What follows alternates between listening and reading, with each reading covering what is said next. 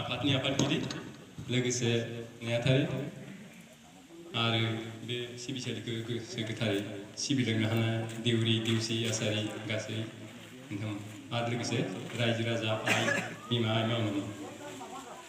दिनै आंखौ बे सिबिसालि बेखेवजेननायाव फिरफिला बिरहोनो थाखाय खाबु होनायलाय आं दिनै बे फिरफिलाखौ बिरहोनो थाखाय आखायाव लानाय जाबाय आं एसेखौनो बुंनानै दोनथ'बाय